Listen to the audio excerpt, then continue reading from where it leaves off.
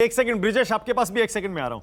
राजीव, ये जो मैनपुरी का डिंपल यादव का आंकड़ा है, ये मैं देख रहा था अभी, 6,17,625 वोट मिले हैं डिंपल यादव को, 6,17,625, और रघुराज शाक्य को मिले हैं 3,29,489, यानी करीब 2,88,000 वोटों से डिंपल जीती। एक बड़ी जीत है ये।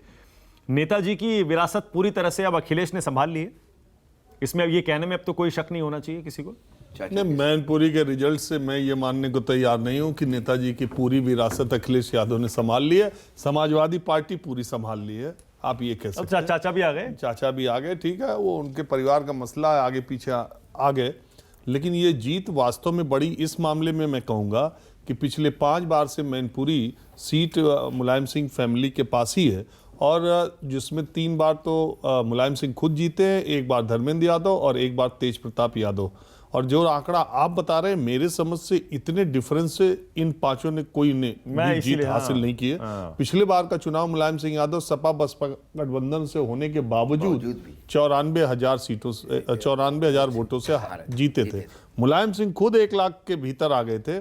और इस बार के इलेक्शन में भारतीय जनता पार्टी ने बहुत ही तगड़ा मैनेजमेंट मैनपुरी के लिए किया था, और मुझे खुद भी ये उम्मीद नहीं थी। मुझे लग रहा था कि क्लोज कॉन्टेस्ट होगा, मैं इस मामले में गलत हुआ, क्योंकि लेकिन अगर ऐसा लगता है कि पूरा करहल और पूरा जसवंत नगर का बच्चा जो है, जो भी वोटर था वो निकला, और इतनी बड़ी जीत से माना कि ये भी साबित होता है कि कोई प्रशासन, कोई सत्ता, कोई चीज लग जाए, अगर जनता अपने पर जिसको जिताने के लिए उतारू होती है तो फिर वो चुनाव जीतता ही है। छोड़ दे ये प्रशासन पर आरोप, छोटी मोटी 10-5 हजार प्रशासन और रामपुर ना, ये तो एक स्केपगोट हो गया।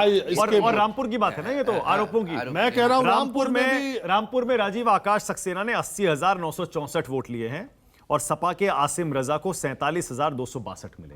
अच्छा खासा अंतर है वो। आप देखो, ये आरोप लगा सकते हो कि आपके वोटरों को जाने नहीं दिया, लेकिन 80,000 लोगों ने भाजपा को वोट दिया, तो ये प्रशासन किसी को वोट दिलवा नहीं सकता। बिल्कुल सही बात है। 47,000 इनको भी तो मिला है ना, 47,000 वोटर निकला भी तो निकला, और अंतर भी इतना ज्यादा है कि आप ये जो आरोप लगा रहे हैं इसका कोई मतलब नहीं है। और खतौली में आरएलडी के मदन भैया को 95,970 वोट मिले हैं, और बीजेपी की राजकुमारी सैनी को 74,216। यहां भी करीब 20,000-21,000 वोटों का फर्क है, 20-21 का फर्क है। मैंने आपको पहले ही बता दिया, ग्राउंड की बात तो ये है कि आजम खान से वहां के मुस्लिम मतदाता 1/4 नाराज हैं। अभी क्या है, उनके ये तीनों जो विश्लेषण है, अभी बीजेपी के प्रवक्ता कह रहे थे कि ये परिवारवाद और भ्रष्टाचार और ये सबको रिजेक्ट कर दिया, ये गुजरात में रिजेक्ट कर दिया। लेकिन फिर नरेंद्र मोदी का चेहरा, खुद का गृह राज्य, राष्ट्रीय अध्यक्ष का, और इतना बड़ा विकास, डबल इंजन सरकार, ये हिमाचल में लोगों ने रिजेक्ट कर दिया, और इन दोनों को दिल्ली में लोगों ने रिजेक्ट कर दिया। केजरीवाल जी की फ्री बीज को हिमाचल और गुजरात ने रिजेक्ट कर दिया। तो इन तीनों चुनाव के नतीजे कोई किसी को नहीं बोल सकता कि भाई कि देश का मूड एक तरफ है। भाई आप ये कहो कि इस जनता ने हमको साधुवाद दिया, आशीर्वाद दिया, ये सराखों पे। ओके, अच्छा, इसके साथ ही राजस्थान का जो सरदार शहर सीट है, वहां कांग्रेस को अनिल कुमार के जरिए मिले 90,915 वोट, और बीजेपी के अशोक कुमार को मिले 64,219, यानी करीब 25,000 वोटों का जीत का अंतर यहां भी है। बिहार की कुर्नी, बहुत करीबी मामला, जिसकी हम पहले भी चर्चा कर रहे थे। 3,000, इन्होंने बहुत बढ़िया पॉइंट आउट किया। यहां पर केदार गुप्ता बीजेपी के, उनको मिले 76,648, और जेडीयू के मनोज कुशवाहा को मिले 73,016। 3,000 का अंतर, 3,000। एमआईएम को 3,000 मिले। अब छत्तीसगढ़ में भानु प्रतापपुर, वहां कांग्रेस की सावित्री मंडावी को मिले 65,327, जबकि बीजेपी के ब्रह्मानंद नेताम को मिले 44,229। 20,000 का डिफरेंस, 20,000 का फर्क यहां भी है। फिर अब चलिए ओडिशा, यहां पर बीजेडी की वर्षा सिंह बरिहा, इनको मिले 1,09,879 वोट, और बीजेपी के प्रदीप पुरोहित को मिले 71,627। 30,000 का वोट, 30,000 का फर्क यहां भी है। तो सिर्फ एक कुर्नी छोड़ दीजिए, उसके अलावा बाकी जगह। राजस्थान में क्या है? राजस्थान का मैंने अभी बताया।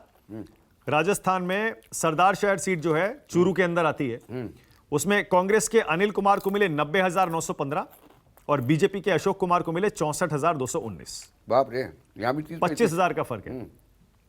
राजस्थान में हालांकि जितनी इनफाइटिंग चल रही है और खुलेआम पब्लिकली चल रही है, दोनों तरफ से चल रही है, उसमें दोनों पार्टियां इक्वल है। देखिए, माने कि एक चीज और है कि ये जो इलेक्शंस अब हो रहे हैं उसमें वोट पार्टी को नहीं मिल रहा, कैंडिडेट को नहीं मिल रहा।